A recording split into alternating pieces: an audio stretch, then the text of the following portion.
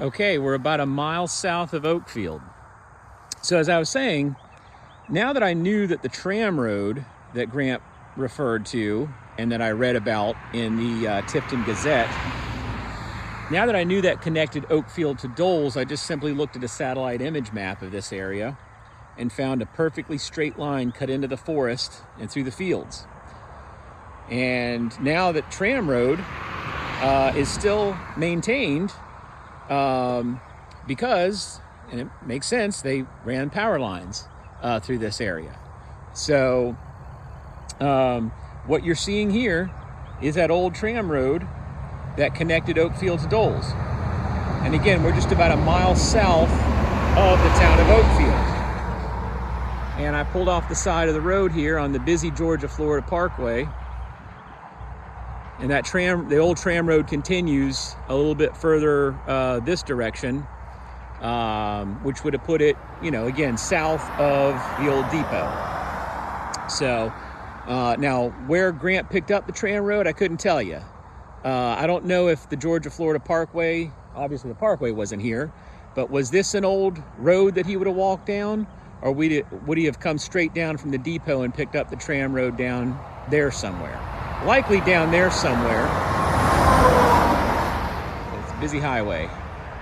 Because Gramp mentioned that he caught up with an old man walking along this tram road. So tram roads were temporary railroads often built by lumber companies to haul logs out of virgin pine forests to local sawmills. Once the lumber company logged an area out, they would pull up the iron tracks and move them elsewhere, often leaving straight line paths just like we have here today that probably are frequently used by the power companies, since they wouldn't have to clear land to string wire from one place to another. So again, while walking down this road somewhere, Gramp came up on an old black man. And he walked along with this old black man for a while until they came up to a work area where men were cutting boxes into the trees and grinding their axes. The old black man pointed out Mr. Vickers, and Gramp hired on with him for about 6 months. Now, as the Tifton Gazette article mentions, the area where they were working was around Jones Creek. Well, Jones Creek runs under the Georgia-Florida Parkway, just probably a couple hundred meters from where I'm standing down this direction, which is south.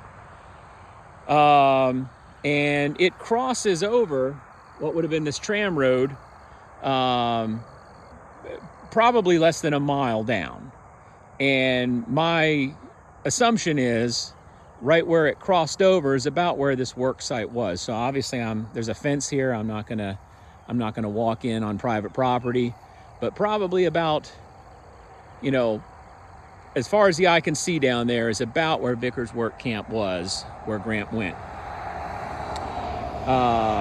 So somewhere in the vicinity of where we see at the end of the viewable distance here is where Gramp worked the slab pits for 65 cents a day, working his way up to barrel making for $1 a day. And then the rest of the story is about 6 months later, his dad came in the wagon, said, "If you don't come home, I'm going to stay here with you." Gramp finished out his work week, came home with his dad, and his dad died a few months later. So that's the story beginning to end of Gramp's first time leaving home. Actually, I think it would be the second time leaving home. I think he probably left for the Spanish-American War before that, because that was 1898. But nevertheless, Gramp tells the story when he left home in March of 1900, and now we've traced his footsteps from approximately where Gramp lived in Dooley County, 25 miles or so south to the Oakfield area that we're at now. And he walked all that in about a day. So anyways, it's been a very special trip for me, and I hope anybody that ever watches this enjoys it. It was a lot of fun to research this and find everything out.